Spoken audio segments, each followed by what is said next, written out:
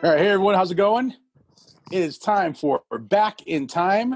It's a great episode. We're going to talk about music, movies, all kinds of things that happened in a specific year.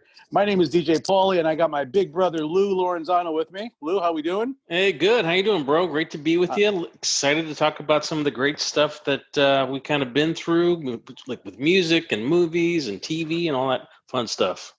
I think there's quite a bit to talk about since we have not only the best probably decade of music that we've been part of, which is the 80s, but just with music in general, we have, between the both of us, I think a lot of knowledge about it. So it should be a lot of fun. Yeah. I've been really excited about doing this project and just talking about all the things that have really influenced us and just brings back so much joy. And anytime we get together, we can just talk for hours, and so it'll be a challenge to keep it kind of focused on our topics. We might have to break these up into episodes of talking about certain years, because there's so many items and events that happened in specific years that we could probably talk about forever. So yeah, there'll be some key years, and I know the year we're going to talk about, this time is really one of those that has so much going on. So yeah, I'm looking forward to it. Yeah, should be fun. I'm looking forward to it as well. So we got, I think we're going to talk about 1985 this year, right? 1985, we are, but I don't know. Can we talk about 85 without maybe talking about what led up to that? And because you and I, we grew up partially in New Jersey, and then a good chunk of time in North Dakota, and then we came back to New Jersey, and we came back in 1984. And I think that's key, because we went from being in small town life and sometimes a little bit isolated to back in the city. And it was really a challenging time, because how old were you when you went back? So I was 14 going into high school. Yeah, I mean, that is tough, because you did all of your schooling in North Dakota, and it was a lot of fun, and all the kids and small town life, and then you're thrusted into that. I mean, it was Patterson, New Jersey. Jeepers. Yeah, that was because when we left New Jersey, I was 4 years old. So I don't remember a whole bunch. I do remember things about that, but I spent, like you said, my basically kindergarten through 8th grade in North Dakota, where my classmates were 15 kids in a class, or 20 kids in a class, and then I go to a high school where it's thousands of kids in a high school, which was a big shock. Yeah, big shock. Yeah, so here we are. We're back. So we got back, what, I guess the summer of 84, right? Yeah, it was the summer of 84. Yep. That could have been a song by Bryan Adams. Yeah. That's exactly what I was thinking. We went back to Jersey in the summer of 84, yeah. Oh my gosh. We left right after I finished 8th grade. So yeah.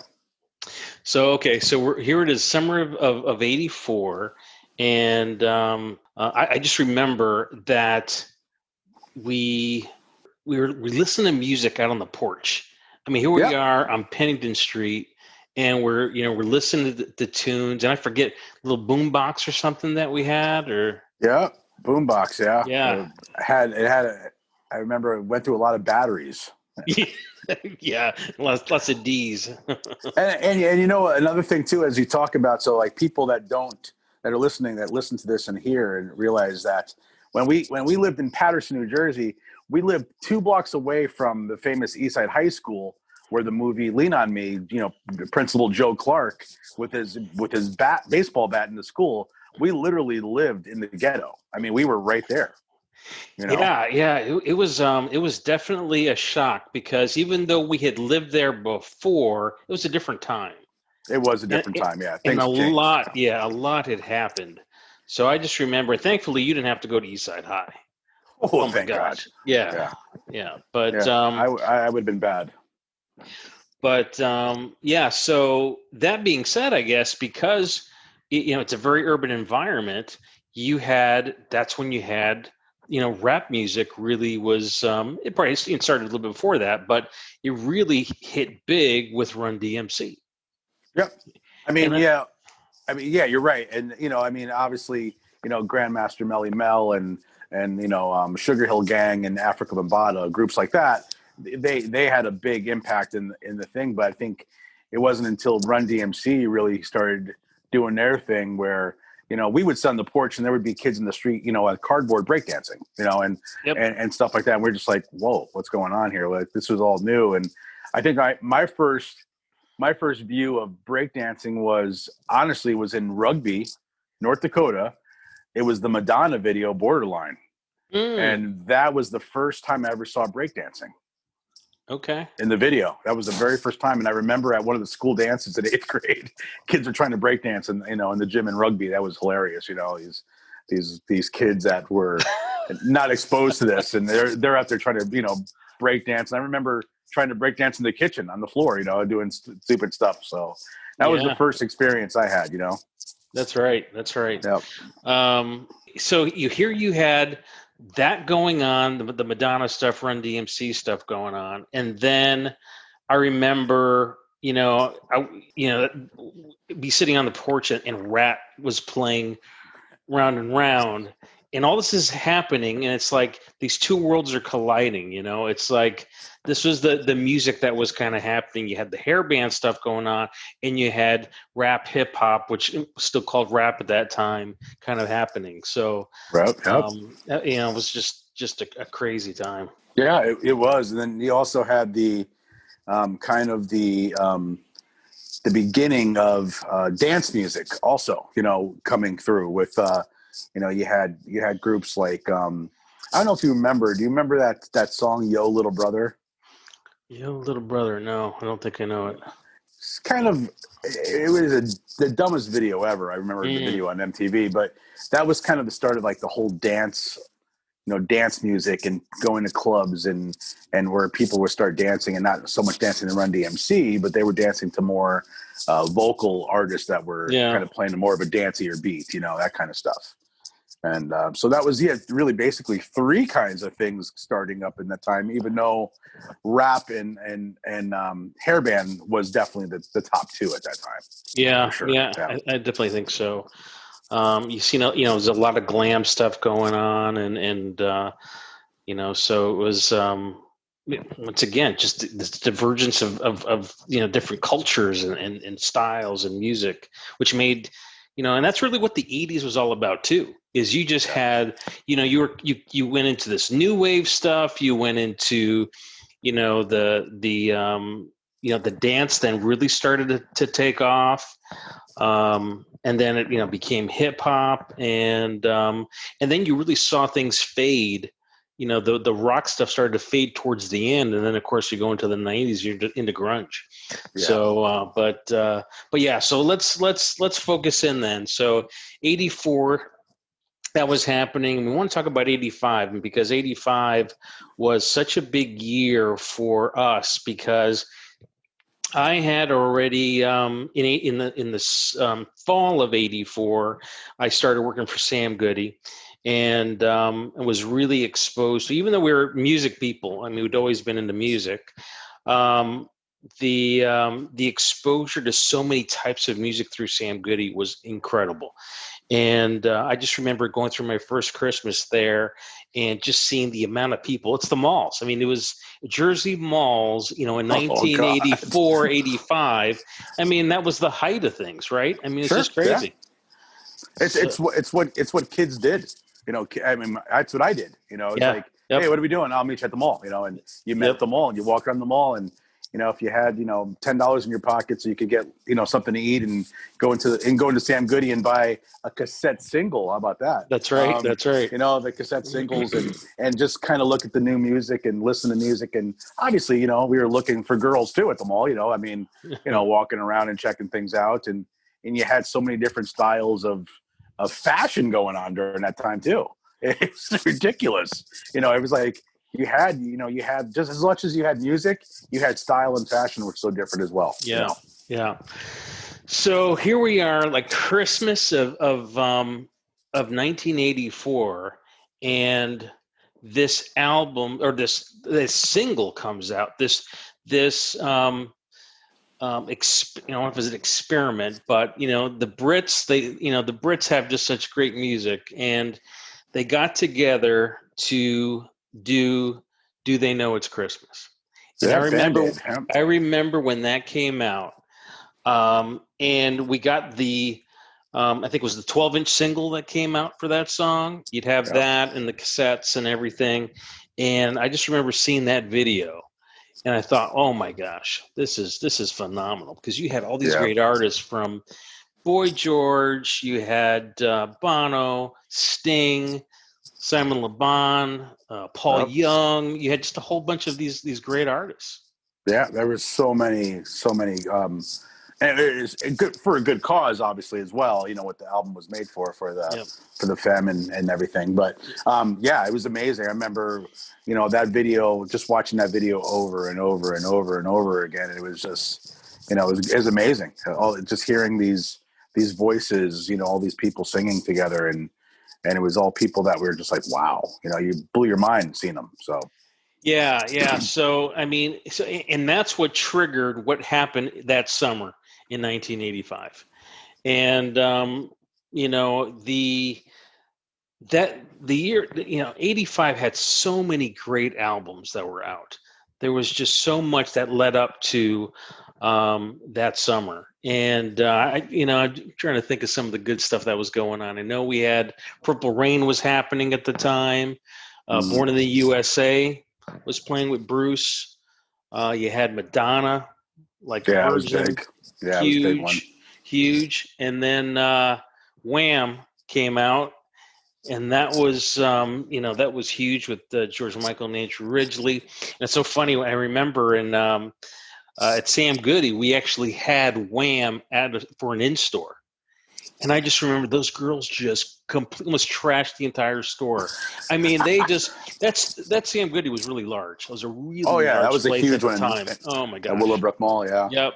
Huge. And the people just spilled into the mall, security all over the place. And I just remember, and at that moment I'm thinking, how cool is it to be in this business? I mean, I get to be, working in a job that I love, working with people that enjoy music, and then you get to meet these artists, and just, it's just so much fun. I don't remember Wham being there, but Yeah, you weren't there, yeah, but it was. I do remember, like, you used to have a lot of artists that would come into the store and do like autograph signings, and Mhm. I remember trying to get, always try to get to the mall to try to get in there to see him and stuff, things like that. And Yeah. so yeah, you were in a very, very good position. I mean, at your age and everything, to be like experiencing all these things with all these artists and stuff. So Yeah, it was it was just a wonderful time for music. There was just so much going on. yeah. Um so 85 for you. What do you mean? What do you remember? What's 85. I mean, I think when we moved to Patterson, I got really into kind of the rap scene. You had like, Run DMC and, and then hanging out with the kids that lived in the streets. That's what you listened to. That's what they listened to. So I started becoming, kind of getting into like Biz Markie and, who I've met many times and is just a weird guy. weird? Weird guy. Yeah. I know you saw him on the 80s 80s cruise. cruise. He's just a weird guy. Yeah. And and things like that, like like Eric B and Rakim and all these other like artists that I'm glad that I did as a DJ now. That music was so important for me because it really kind of helped me understanding beats and music and things like that with that whole rap scene. But I also, always a huge Van Halen fan. Both of us have always been huge Hmm. Van Halen fans, and that wasn't until I think '86 when Van Halen Yeah. came back out with their album. But '85 was a lot to do with a lot of the hair bands. I mean, there was Rat. You mentioned Rat, and Rat was such a was such a big deal. Bon Jovi being in New Jersey Yeah. was a huge deal, you know. So I was kind of back and forth. I was kind of, between and rap and hair, you know. So Yeah, and I think that's probably the big difference between you and I, um, is that I didn't gravitate so much to any of the rap stuff, though I appreciated the Run DMC because of the rock box and the guitar influence there, and yeah. of course when they teamed up with Aerosmith and stuff. So I love the stuff that crossed over. And but the hardcore stuff, though I have to admit, though, I mean, sometimes with some stuff like Public Enemy, sometimes I would just like, wow, this stuff is pretty impressive. I mean, it's but some of it was also just so, man, it's harsh. It is really, Well, there's a message there. it was very political Yeah, message, yeah, and Chuck D, Chuck D had a way of putting lyrics. He told it the way it was. He wasn't afraid to tell it the way things yeah. were, and so good. It was, like NWA was another one. Yeah, I mean, that was a group they were out there for, that was gangster rap. They were coming out and saying, oh yeah, F the police and all this other yeah, stuff. And yeah, they didn't yeah, give a crap, and, yeah. and if you look at all the artists that came out of there, Dr. Dre, Ice Cube, Eazy-E, those are, three big names that, two of them are still doing things in the business and then some. So, um, crazy stuff. Yeah, and that's what's great about America. I'm telling you, man. I mean, just anybody can make it, and it's great to see people that come from the streets and can make it, and they can just influence so many people. Oh, I agree. Very much so. Yeah. Very much. What do you want to talk about now?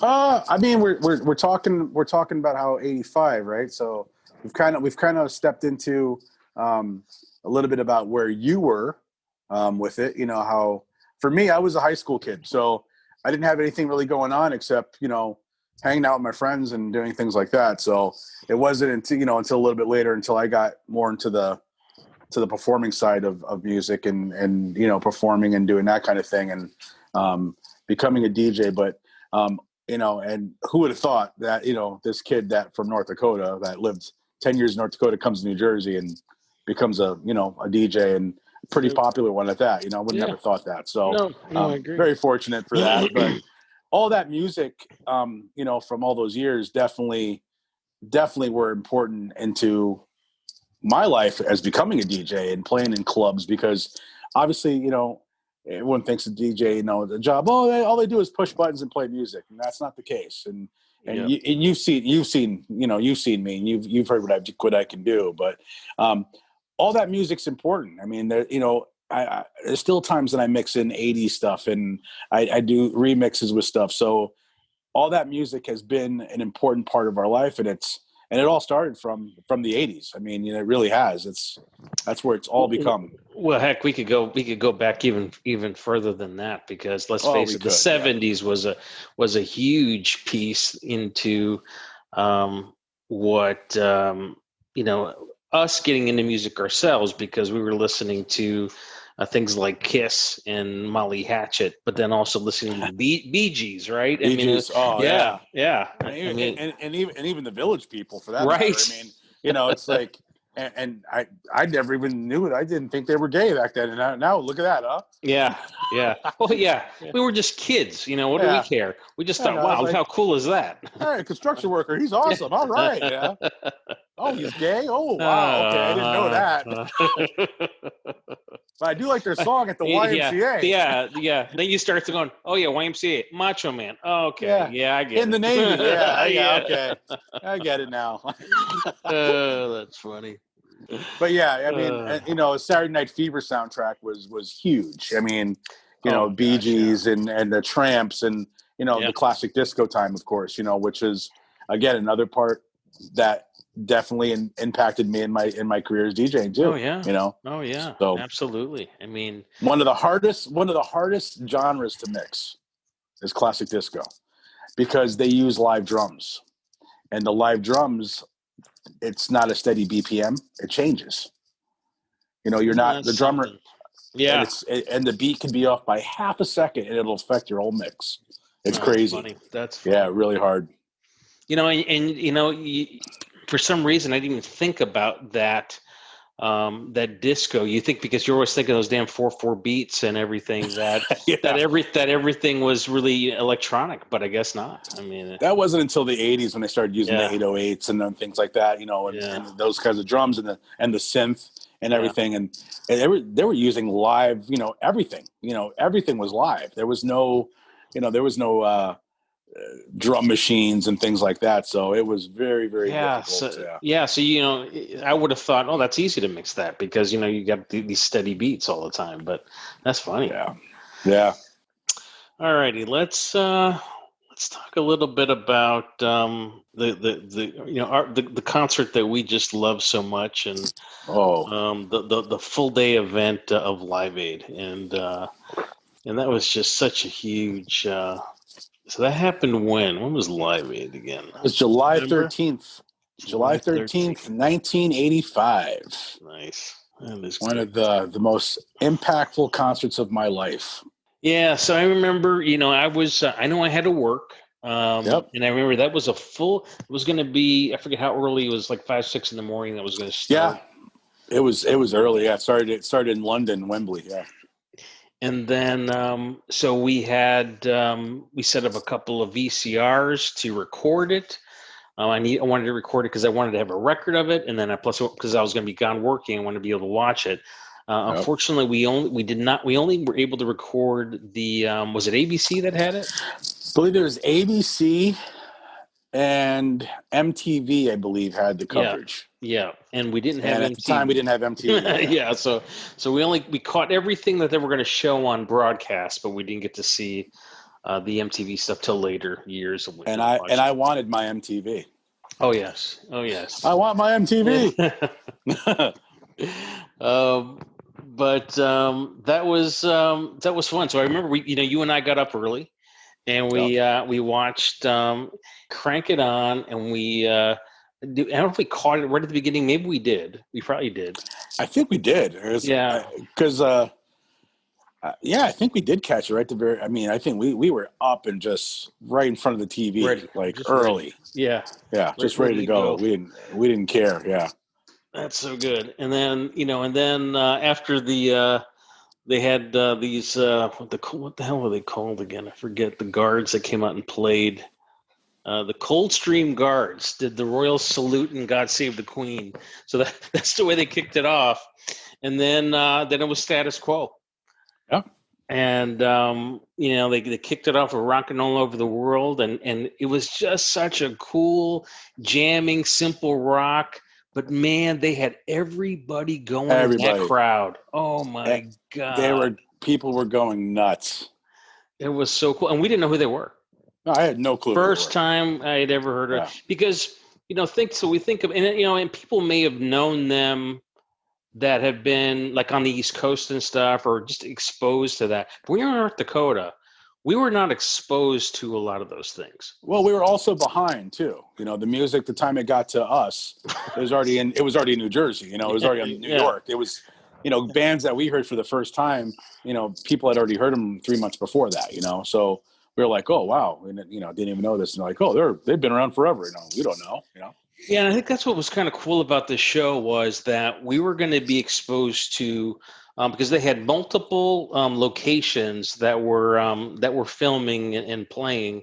They had in Australia, they had it I think in Germany, they had it in Tokyo. They had all these different places besides the U.S. and in London. So seeing Status Quo was our first exposure to those guys, and we thought, how cool is this? Yeah, it was awesome. It was just great. So we got to see them play that in Caroline, I remember, and then the Style Council played, but I don't know that we saw much of that. But then it went to Sir Bob Geldof and Boomtown Rats. And that was a big moment because, as everybody may or may not know, is Sir Bob is the one, or not, he wasn't Sir Bob at the time, but Bob Geldof at the time. He was known for being in the Pink Floyd The Wall movie. Right. and the lead singer of the Boomtown Rats, Hometown. which Yep. really had, not a lot of success, but I Don't Like Mondays was their big hit. Right. So maybe you probably almost call it a one-hit wonder for them. I mean, Rat Trap was another one of theirs, but I think everybody just knew that song. And so here's this guy who started up this project of Live Aid and feeding Africa essentially, he did this with a Midgeure, he comes out and the crowd goes nuts, and you could just Yep. see what it meant to him, and when they played I Don't Like Mondays, the crowd was just, man, Oh, it was great. Yeah, it was a great experience. and they played it, and then I think he walked off the stage, and then they finished singing it, I think is how it went. I think so. Yeah, because I remember he stopped, and I don't know if he walked off or if he just kind of got emotional. Maybe. Yeah, it I was, think it's something. Yeah. something like that. Yeah, it Yeah. was, but it's one of those moments, right, where Sure. the crowd just goes, wow, and then he goes off. But so that was cool. So that's what I remember them playing that. And then Adamant came out for a song. Ultravox came out, who Midgeure is his partner, he's the lead singer of Ultravox. And they played, and I don't think you really knew Ultravox, if I remember right. And I really Yeah. knew them for singing "Dancing with Tears in My Eyes," which I think is a fantastic song. And then Vienna is another one of their big hits. And then Spandau Ballet came out and played. True. True. Yeah, I'm not lying. True. So, He would get into that, wouldn't he? Oh, he would. Oh man. yeah. Then one of our favorites, Nick Kershaw. And I have to correct you. Last time we talked, you said that he tripped on the riddle.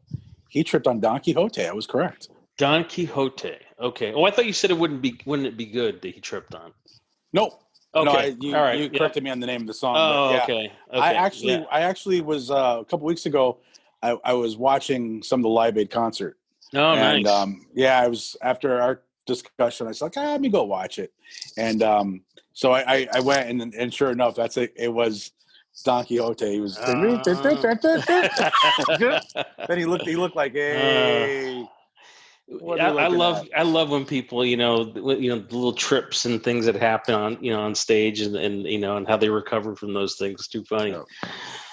Oh man. All right. And Sade came out and performed, and then Sting with Phil Collins, and that was kind of it was a neat set, because you had Sting and him kind of playing back and forth, going, Right. So he came out playing Roxanne, Driven to Tears. Then he did Phil Collins did the Against All Odds. Sting did Message in a Bottle. Phil Collins is In the Air Tonight. I mean, just great stuff. Yeah, and then he got on a plane and went to Wembley. Went to Philly. Yes, he did. Hops on the Concorde. Holy crap! Yeah, and I just remember, that was pretty cool. Let's face it. You're going to be able to, the same day you're going to play, both ends of a concert essentially. So that's pretty cool.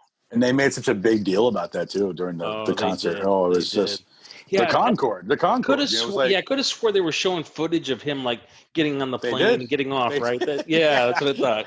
Him going to the airport and going to like Heathrow and too funny. Oh my gosh. There's Phil Collins eating a Snickers before he goes onto the plane. Things just it was a cool thing back then for sure. It was definitely cool. It was. Let's see. Howard Jones played. Brian Ferry played. Then Paul Young played. And it's so funny because Paul Young, we knew Paul Young. He had a little success in the United States, but he was like a god in England. Holy crap. Those guys loved him. Yeah, he was like the king. Yeah. Yeah. Yes, he was. And the only thing we really knew was probably Every Time You Go Away. That was the one hit that we kind of knew. That probably is correct. Yes. Because that really crossed over. And then I think one of the, obviously, when you think of the moments of Live Aid, there's maybe a handful that are just like, these are epic moments. Right. And I think besides, Bob Geldof coming out, I think the next one had to be U2. That Oh U2 gosh. performance. They already had some fame and they were known, but they really put themselves out there Yeah, after that performance. on the map for the Without a U.S. doubt. Yeah, Without a doubt. it was great. And they come out and they play Sunday Bloody Sunday, one of their classics. And it was funny because they were supposed to do 3 songs, but they did Bad next, and they took Bad and it turned into this epic Oh, it was song, and they amazing. just played it over. They just kept going because Bono, he was being Bono. And when he grabs that young Indian girl out of the audience and he starts dancing with her, Just holding her, yeah. Oh my God! And she's crying, and she's just a mess, yeah. That was phenomenal. One of those moments, for sure. And because that song took so long, they couldn't get to the third song. So, because they were supposed to do "In the Name of Love," which would have been great. Oh yeah, yeah. Love that song. That's one of my favorite albums, "Unforgettable Fire." And I think that came out in I think it was like the fall of '84 or something like that. That came out or something like that. So, yeah, that was a good album for sure. Yeah, really good. Then Dire Straits comes out doing "Money for Nothing" and "Sultans of Swing," and was cool. Sting. Was cool. Yeah, that was really cool. I mean, here are another moment. Yeah, because that album came out around that time. I think it was the summer. So it was so timely that that played and everything. So was that cool. The Brothers in Arms album? Yeah, Brothers in Arms. Okay. Yeah, right. Yeah, and that was their biggest album of all time for Dire Straits. Yeah, Then let's see, and then the moment after that, of course, was Queen, and to think, I mean, they essentially based the whole movie off of that. I mean, it was really everything leading up to that performance. But that there's probably no performance like it. I think to think that they had, they played and they gave them a decent amount of time. I mean, they played 1, 2, 3, 4. They played 6 songs. Yeah. And I think the most of anybody. They hadn't played for, if you remember the movie, and I didn't really know, they hadn't played in a long time. They hadn't played in a few years, I think, right? Wasn't it something like that? Something like that. Freddie was going through his things, and the band basically split up. Yeah, and to think, and everybody was afraid were they going to be accepted coming back? How were they going to sound? And oh my God, how are they going to sound? Give me a break. They were the best performance in that whole concert. Clearly. Hands down. Freddie, no one will ever sing like Freddie ever did. Of course, the Hooters were probably a close second. If you know, well, Ozzy Osbourne too. I mean, he's got such phenomenal range. Yes. And no one can clap and bang their head at the same time like Ozzy can. No. That's a given. No, and it's like almost on an offbeat that he's doing it with his head. It's like the weirdest thing going on. It's rocking back and forth. It's going crazy. What's going on? Yeah. I thought he was having a seizure. I wasn't sure. But I mean, just watching the crowd with Radio Gaga and just the hand claps and all that. I mean, it's just that is it's like you're going to have somebody. Say, what does a front man do? How should he perform? You just give him that. You watch Freddie just command the audience. I felt sorry for anyone that had to perform after him. Yeah, who did perform it? Oh, David Bowie. David Bowie, right after him. Yeah, I mean, but who's talking about that performance, right? I mean, yeah, not me. Yeah. So and Led Zeppelin performed too, didn't they? Didn't Zeppelin perform? Yep, they did. Yeah, but they played. I guess they must have been on the U.S. side. U.S. side, right? Yeah, yes, they were. Yeah. So here I'll finish up. So it was so ending Wembley was Bowie, The Who, Elton John. Okay, and Siri was jumping in to give us some information on The Who. That's funny. Oh, thank you, Siri. Yes, Elton John, Freddie, and then Freddie Mercury and Brian May came out and did "Is This the World We Created?" And then Paul McCartney does "Let It Be," and then they come out and they do a little Band-Aid thing. So that's how they ended the Wembley side of things. Yeah, so Now, that's so I let's got to yeah. be honest though. I preferred the Wembley concert over the Philly concert. Listen, I love U.S. bands and everything, but I swear the Brits just they have some of the greatest artists of all time easily. They do. I mean, do you think you think about the names? You throw out okay, you just throw out a couple Beatles names and Stones. I mean, just right there, you right got between there. yeah, and then you throw in Between that, yeah. Oh my and then goodness, you throw in Eric Clapton, and you throw in all Zeppelin. these You throw in Zeppelin. I mean, you throw in all these. How do you compete with that? yeah. You know? I mean, it's just crazy, just Yeah. crazy. All right, well, let's take a break and gather our thoughts a little bit, and then we'll come back and we'll talk about the Philadelphia show. Sounds good. Hey everyone, we're back. Thanks for sticking with us and listening to Back in Time. I am DJ Paulie, and we're back with. We are back. I am DJ Paulie Lorenzano, and my big brother Lou Lorenzano is here. We've been talking about '85 and Live Aid, and we just finished up the Wembley concert. So, Lou, you want to take us into Philly? So let's talk about Philly. You get done watching the and they interspersed. If we think back, how the broadcast went, you were shooting back from Wembley to JFK Stadium in Philadelphia, back and forth. But by the time they were done with the Wembley stuff, we had already been through probably a good, let's say half of what was going on in Philadelphia. But let's talk about what played at the air in Philadelphia here. All right, so the first person that was on, I'd never heard of this guy. His name was Bernard Watson, and I don't think he made it on. They didn't show him at all, because the first person I remember seeing was Joan Baez. And so Joan Baez comes out and starts doing Amazing Grace, and then she does her own little acoustic version of We Are the World, and I just tries to get everybody going in, and I'm just thought, oh man, I can't do Joan Baez. I mean, just Yeah, me either. I'm not into the folky 60s stuff. I just never, I mean, I love 60s music, don't get me wrong, but not Joan Baez, just not into that. No, she's not the one I'm looking for. Yeah. That's right. So then, I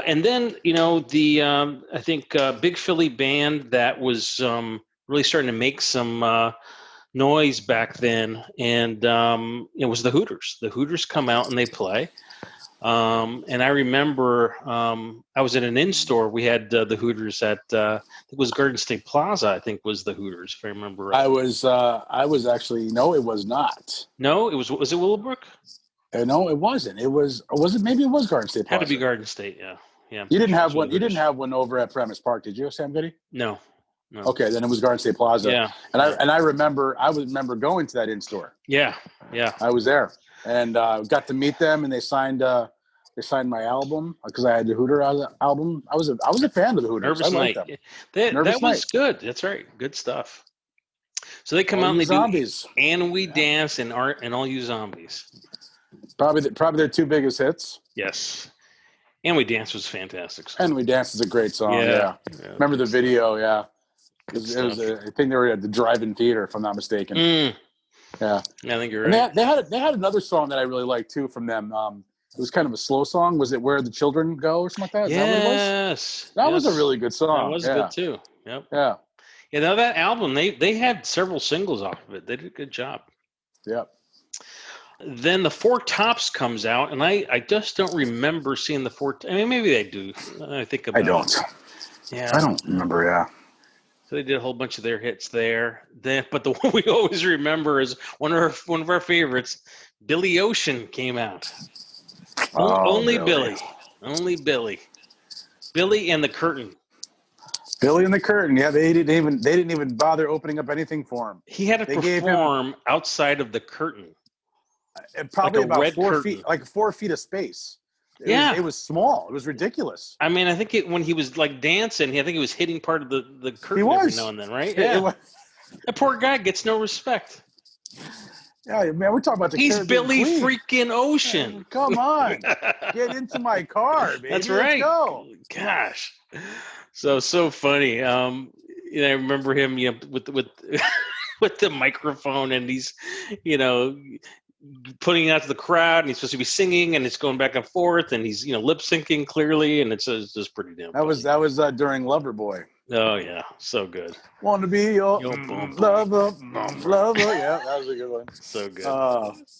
Good old Billy. Yes, and then I think for us, another one of those moments, nowhere near as good as hell, probably even maybe close to Boomtown moment, but no U2 or Queen moment, was Black Sabbath comes out. Black Sabbath.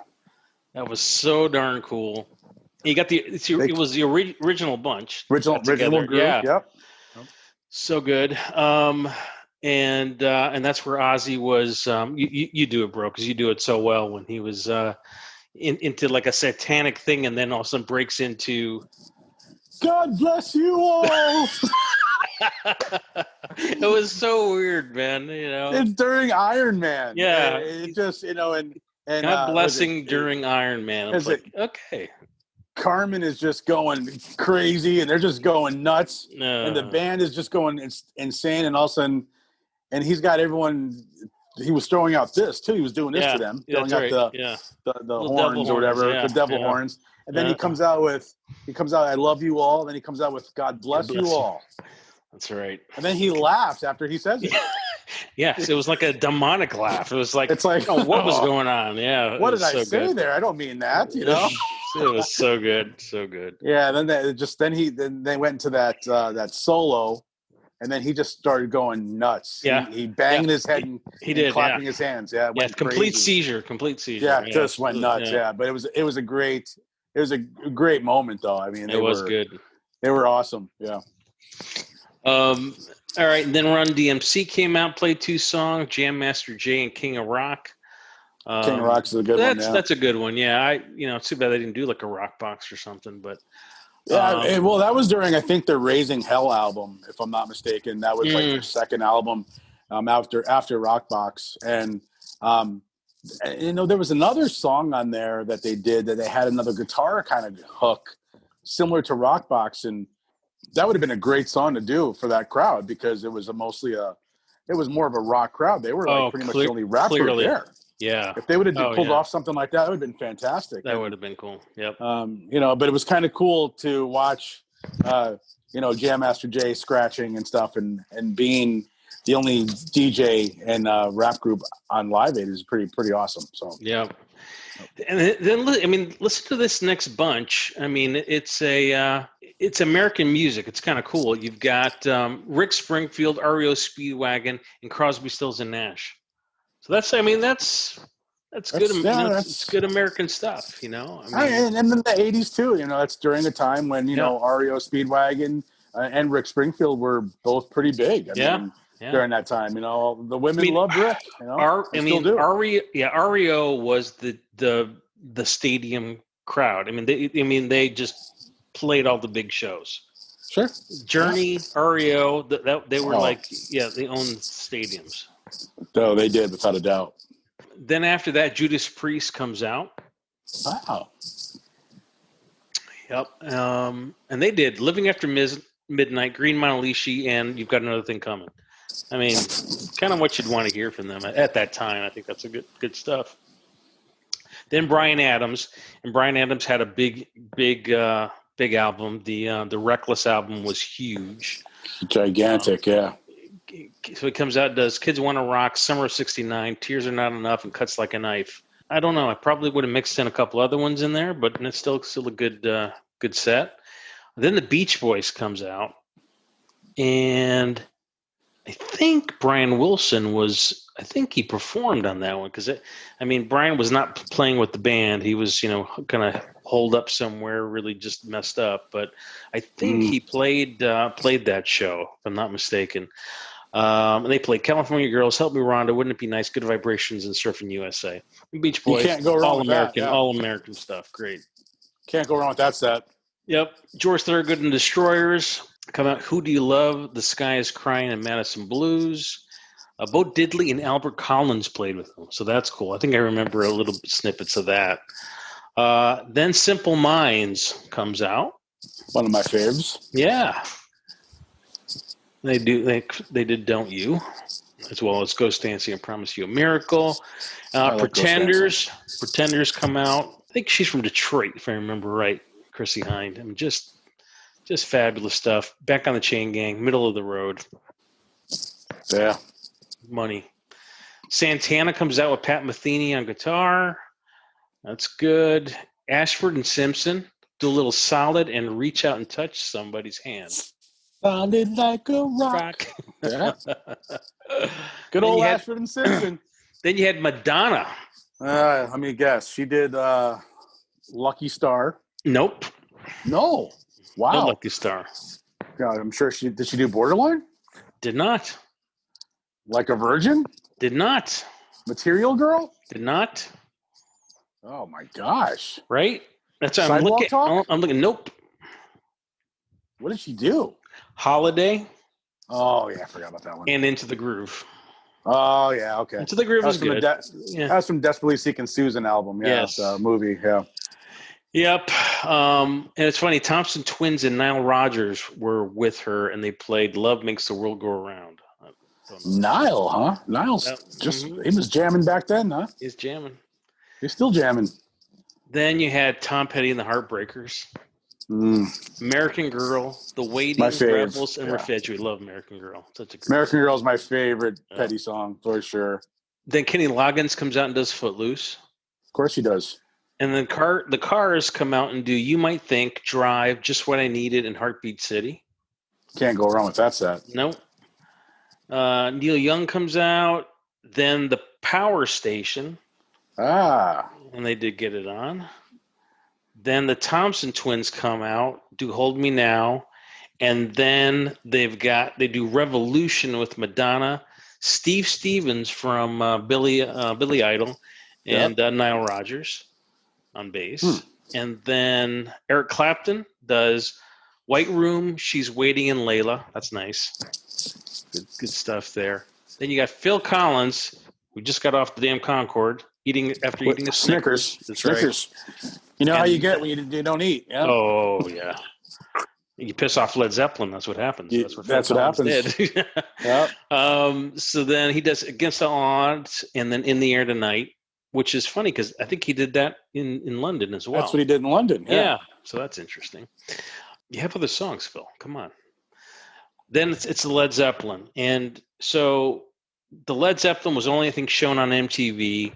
And the history behind this thing was, so Robert Plant got along with Phil, asked Phil to kind of join, and they also had Tony Thompson play on drums.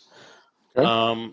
And Jimmy Page did not like Phil Collins, didn't like the way he played, and so when they play, and you listen to it.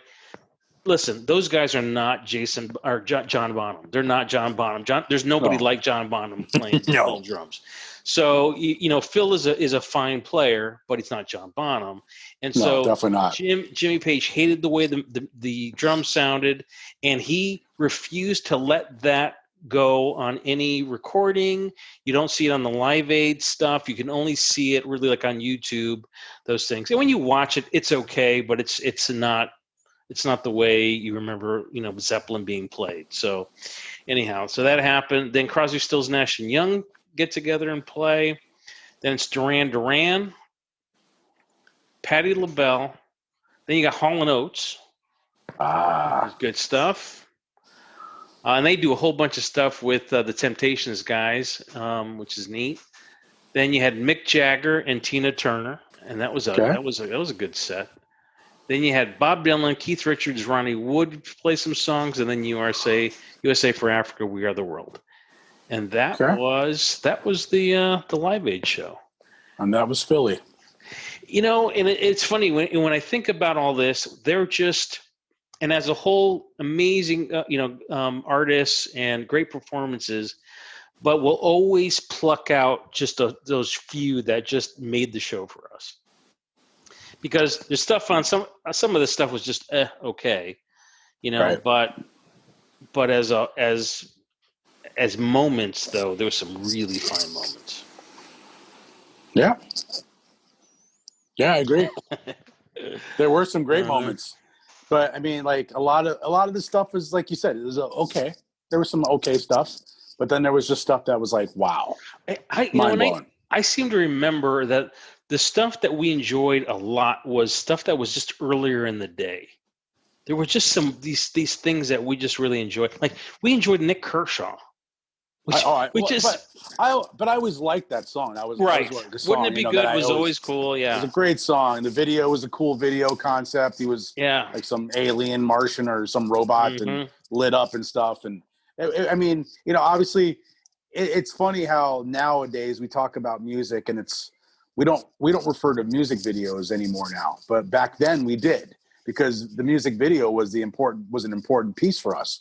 Watching night tracks on TBS, hours of videos and seeing this kind of stuff. So our first interaction with a lot of these songs was the video, and then it was like, oh wow. So when Nick Kershaw video, for instance, I never heard the song before Right. until I saw the Right. video. Yeah. So a lot of that nowadays, they don't do videos anymore. Isn't MTV isn't a video play. It's it's isn't virtual. that It's reality. sad?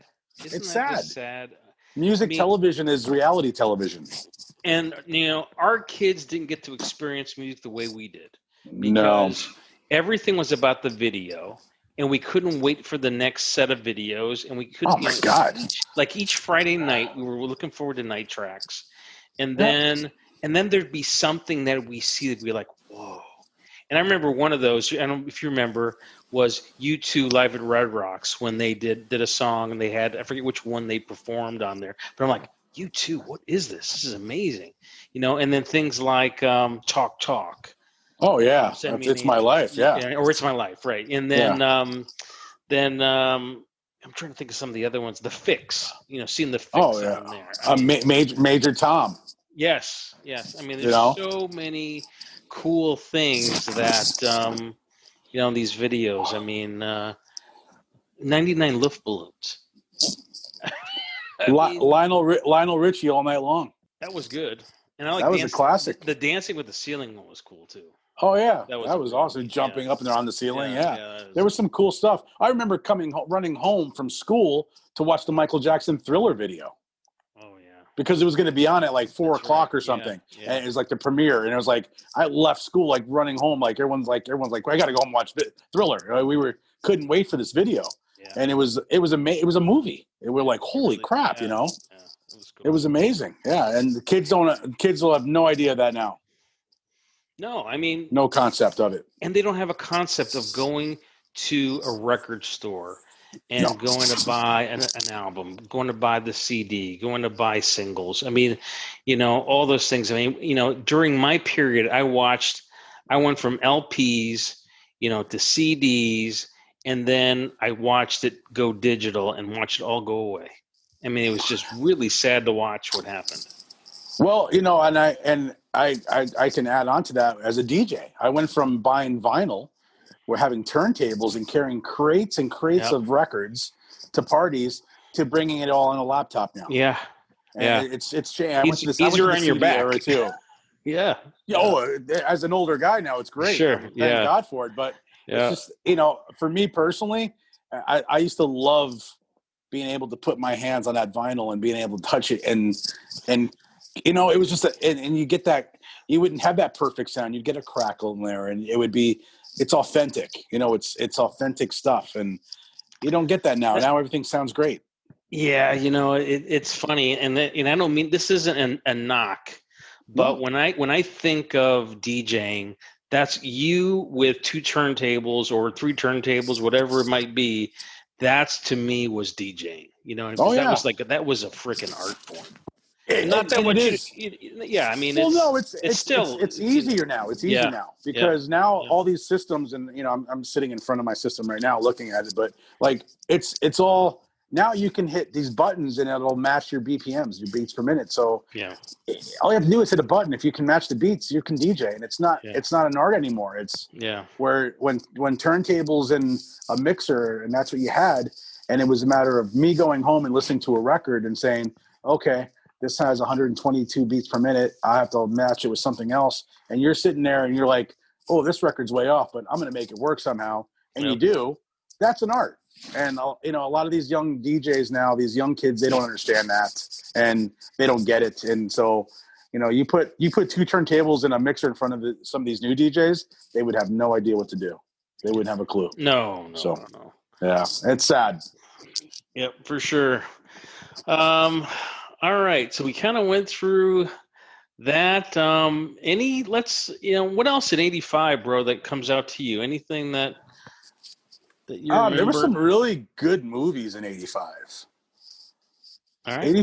85 was obviously probably one of the best was Back to the Future. God, that was such a great movie. Oh my God. It was just, a time machine and a DeLorean, and it was good stuff. I mean, I remember going to the movies to see it, And while the first one clearly is the best one, for some reason I don't mind the second one so much. I think it was kind of cool, the futuristic thing to it. I mean, not as good as the first, but the second one was okay, but by far the first one is by far the best, honestly. And just kind of an idea, that Back to the Future movie, 210 million gross box office gross.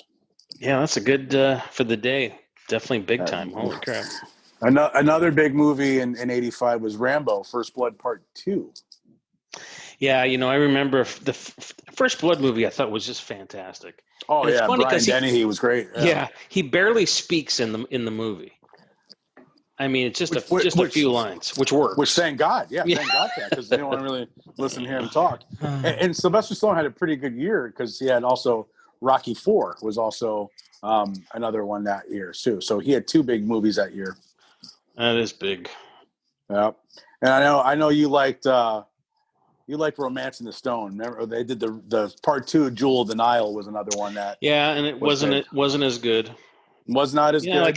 It's so rare that you find a sequel to be either to be as good or surpass it. Yeah. Godfather 2 is definitely better than the first Godfather. Yeah, I think what makes that one is the Robert De Niro stuff. I mean, I think it really just adds to it. I mean, that's it does. It's the whole history of Don Corleone is a cool thing. Yeah. And then Goonies was another big hit in 85, which is a fun movie. It was a lot of time, and for me, I remember the Goonies. What else? Spies Like Us was another one, which is kind of weird. Yeah, that wasn't bad. It wasn't a bad show or a bad movie. Cocoon was also another hit. Was at the top 10. That was kind of a neat show. Wasn't bad. And then another good movie was Witness with Harrison Ford. Witness was a good movie.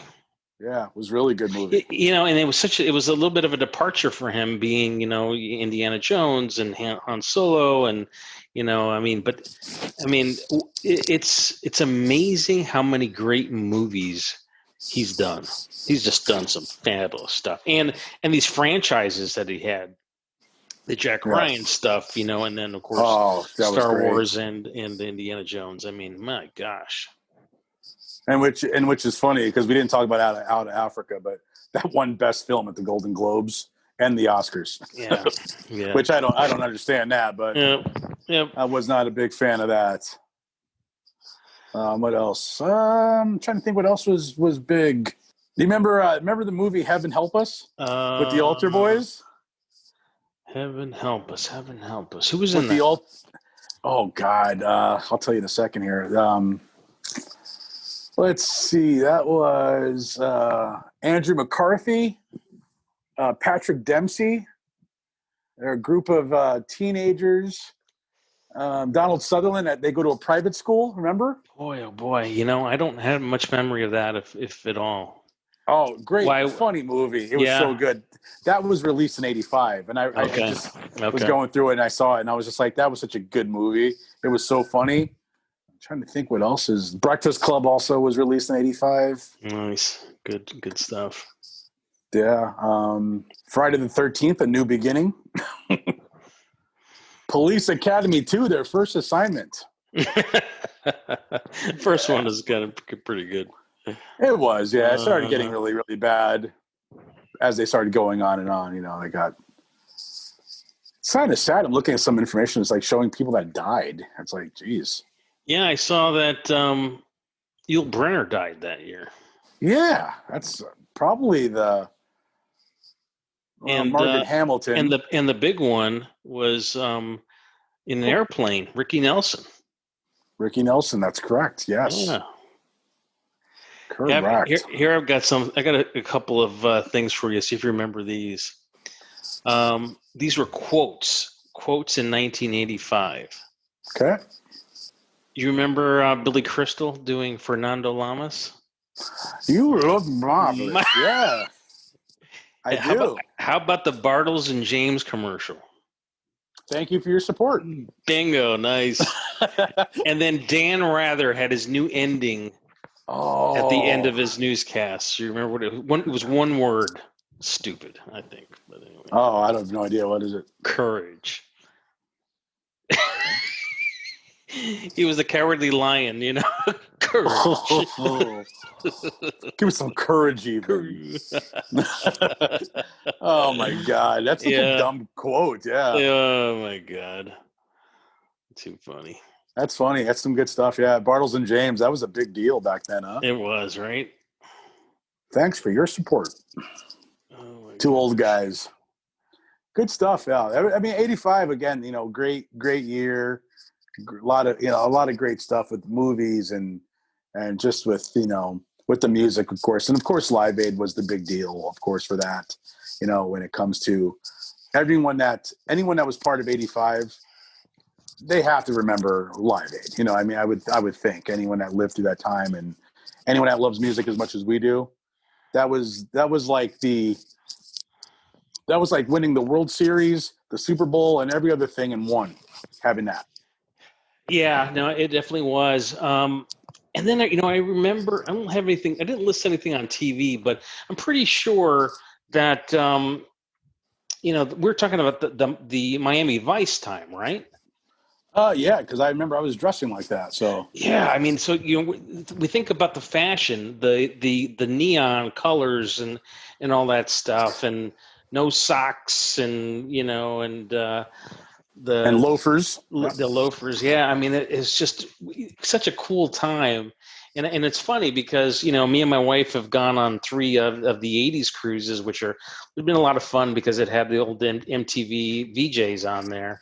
And a lot of the thing was to dress up in the '80s, and seeing that fashion is just you can't believe that you actually lived that. It's like you look at that and like, what? It's like crazy. That is crazy. Some of the shows that I'm looking at a few here. The way it's broken down by release and when they were released. But I'm trying to think here. Let me look really quickly. Moonlighting with Bruce Willis, Sybil Shepherd. Yeah. Let's see, The Equalizer, which was a great show. Love that show. Oh man, my God, I loved his Jaguar. And remember who did the theme music to it? Yes, it was Stuart Copeland. Yes, it was. Yes, Punky Brewster. Never really watched that show. Me neither. I don't really. I wasn't a big Spencer for Hire, which was a great show. Yeah. What was his Growing name? Pain. Robert something. Yeah. What the heck was his name? Didn't he die? He did. He got cancer and Yes. Yep. Robert Urich. Urich. Yep. Yeah. Vegas. He was in Vegas. Vegas. Yep. Also, too, let's see. We have MacGyver, The Amazing Growing Pains. That was a good show. Growing Pains. Yeah. Nothing I see about Miami Vice. That might have come out maybe 86, maybe? Maybe. Okay. Yeah. But I remember I believe it was I think it was your wedding or something. I was dressed like Miami Vice for your wedding. You sure were. Son of a gun. Yeah. I remember that. Yeah. Did you have a pink tie or something or no? I had a yellow jacket with the rolled up sleeves, white pants, rolled up, no socks. Yes. Shoes, and then I think I had a gray shirt underneath, and I think it was like a pink tie. Yeah, that's what I thought. Yeah, it was just like It looked like a rainbow, pretty much. Yeah, Yeah, that it was was. nice. Yeah, Yeah, I was definitely going to stylish. going with the stylist. Yeah, for sure. And I think I had some sunglasses too, because I thought for sure that I was, Crockett. Yeah, yeah. Miami Vice was started in '84, Oh, 84. Okay. '84 to '89. So that's probably why it didn't show up as a movie. Crockett and Tubbs. Yeah. Don Johnson and Philip Michael Thomas, I believe, right? That's right. That is Yep. exactly right. Yeah, and You, Jan Hammer doing the soundtrack. oh yeah. Old Jan. Good stuff, man. They're like Jan. Jan. uh, That's funny. Oh my gosh. So funny. Prince Harry was born in 85. No kidding. You know who else was born in '85? Oh. Wonder Woman. What's her name? Gal Gal Gadot. Gadot. Yeah. She's my fave. Yeah. There you go. She's a hottie. She was 1985. Oh wow! And my son was born in 1986. Yes, he was. September 5th, yesterday actually. Yes. Happy birthday to Michael. Yes. Awesome. Oh my gosh. So yeah, so that was. I guess that's kind of a recap of '85, and in a nutshell. I mean, obviously, probably so much more we could talk about, but I think we really kind of touched on the main parts of it for sure. Yeah, and circling back a little bit on the music that that they didn't perform at Live Aid, but they had it was a big kind of a big year for them. Tears for Fears came out in '85, and I just remember that I thought, man, that's some really good stuff. They had some great songs from the songs from the Big Chair album, and That was a good album. really good album. Yeah. Yeah. 85. 85. Good year. Damn good year. So what do you think so what kind of years do you remember that you think we're going to be talking about in the upcoming episodes? I kind of, obviously, it's hard to compare another year like 85, but I think we can go, like looking at like 87, 88, those kind of years, because music changed a lot there as well too. You still had your hair bands that were kind of coming to a change. Grunge rock was making a move here like in early 90s. But then you also had, from the DJ perspective, you had the creation of freestyle music. Yeah. Like Stevie B and Johnny O and Cynthia and things like that, which changed brought a whole new realm of, clothing change, hairstyles, everything. Yeah. So that would be, something that, which was really big for me, obviously, because it's when I started DJing. So, so I can imagine we're going to have some interesting episodes where we talk about your fashion, because God knows you and your Reeboks. My Cavaricis, the Reeboks, and you had at least, I don't know, 6 or 7 colors. I mean, it was just like, red, yellow, green, white, black. I don't know what else you had. Maybe blue. I think I had green clovers and yellow marshmallows and Lucky Charms. I don't know. I did. I had red, white, black, orange, purple, and green. Okay, yeah. Those are the ones I had, and then I had my Cavaricis, and then I had different, IOU sweatshirts, bum equipment, Champion sweatshirts. I forgot about Bum. Remember Bum? To match my sneakers. Yeah. And my gold chains and my earrings, and oh god, it's such a Guido time of the year, doing that stuff. And if we don't move from North Dakota to Jersey, it doesn't happen, right? I mean, how crazy. Probably don't DJ. I probably don't do any of that. Yeah, because who knows what? I mean, I don't think I do, because you weren't going to experience what you experienced that summer and then beyond. In North Dakota. when I went to a nightclub and saw a DJ, and I was watching him doing what he was doing, as soon as I saw that, I wanted to do that. Yep. Like it was just a given. I was like, I need to do this. And I remember the next day, telling mom and dad that I want to do this. So, what year was that? Do you know which year? That was 80. Let's see, 87. Because 87. No, 87. I was a senior into 88. That summer of 87, I went to Connecticut School of Broadcasting because I wanted to be a radio DJ. Okay, yep. And then, so it had to been 88. Okay. So it was right before I graduated. I wanted to do that. I wanted to start getting into that stuff. And then I remember getting some terrible turntables. They weren't even good ones, and practicing, and then finally was able to get the equipment that I needed to get the right stuff. And then, 6 months later, I was DJing in a nightclub. So yeah. It happened very quickly for me. I was very fortunate, but but I would have never experienced that in North Dakota. No, never. There's no nightclubs here. There's no clubs. There's no, I would have had to come across it on TV or something, and experiencing it live and in person. That's a totally different thing. So, and how funny is that you're broadcasting right now from North Dakota? I mean, you know what I mean? So, you went there and then you went back and came back, and then and I came back and then left again, and now I'm in Arizona. But too funny, too funny.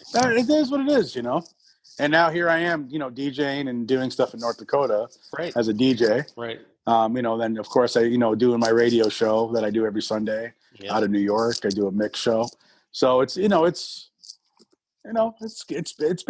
a good career. Good stuff. Can't complain. Yeah. So we'll definitely dive in deep into that stuff, into those years, and I'd love to be able to go back into the mid 70s when you were really young, but really got exposed to some of those that early music and stuff. And I think I would like to hear about, obviously a lot of people that don't know this, that you're a fantastic drummer, and you did a lot of things, and I would love to touch on that too. Like, talk about those high school years and talk about touring Europe with the Collegiate Wind Band. Playing. That's some good stuff. I know there's probably some stories that could come out. Yeah. Yes, there could. And some of them will remain silent. I understand that. Yeah, I get that. But, there's some cool things that I think that'd be a good time, because also too, that was a time when, those early 80s too, that music was great music also. Oh man. There was some great stuff there. And, hearing about you and your band, Time, and, Buckel and McIntyre and Erickson, and you guys performing and doing stuff, and that would be fun to hear about. Yeah. I think there's definitely, enough in our lives that we'll be able to share, and should be some good memories to kind of relive again. So looking forward to doing that. But yeah, maybe we kick it on the next one. Maybe we kick it back a bit and go more when you were young. And then we'll maybe do one, and we'll kick it forward to you going to DJing. It might be fun to kind of see where you were, where you came from, to where, what kind of drove you to that. I think that'd be fun to do that. Yeah, 70s would be a good time to do it. There's some good stuff in the 70s for sure. Yeah, for sure. Got to talk about, what was it, Disco Saturdays? And Disco Saturdays. Mom spitting coffee across the table. No, my gosh, it's fun stuff, man. There was some great music that we played on those days, and I'm going to save this, but there's one song that I want to bring up, but I'm going to save it for when we do our next show, because it's hilarious. You're going to get a kick out of it. It's gonna make you smile. Yeah, cool, love it. All right, bro, you want to kind of kick us out here and send us out, I guess? We'd like to thank all our non-sponsors that no one has talked to us yet, but we will have some sponsors. It was a good time. We hope that people enjoy this as much as we do, because I enjoy just being able to sit here and talk to you is fun, and talking about our past is great stuff. So let's do 77 next time. 1977. Yeah. Does that work? It's gonna be somewhere in that. 77 might be a good one, actually. Okay. But it'll definitely be something in between 76 and 78. I think is where we'll look at it. So. So we want to thank everyone for, listening to us and enjoying our podcast. On behalf of my brother Lou and myself, we'd like taking you back in time, and hopefully you'll come back and we'll jump in that DeLorean and go to another year. No, the Fiero. Oh, the Fiero! I said my Fiero. That's The another Fiero, story. I had a Fiero that I think it was in a parking lot in the garage more than I drove it. So yeah. I don't know if we were going anywhere in that place. But it looked like a DeLorean, kind of. It did. It was silver and black. Yeah, silver and black, and I added all these little accessories to it. I spent more money on accessories than I did on gas because I never drove it. Yeah, oh my it was. God. Oh, what a piece of crap that car was. But yeah, we'll go back in time in the Fiero for sure. Sounds good, bro. And it's only me and you can fit in it because only it's 2-seaters. So that's perfect. That's it. Yeah. You guys will have to hold on tight for the ride. Sounds good, bro. All right, man. Well, guys, thank you. Lou, good seeing you. Good seeing you too. We'll talk to you next time, man. All right. See you. All right. Later. Bye-bye.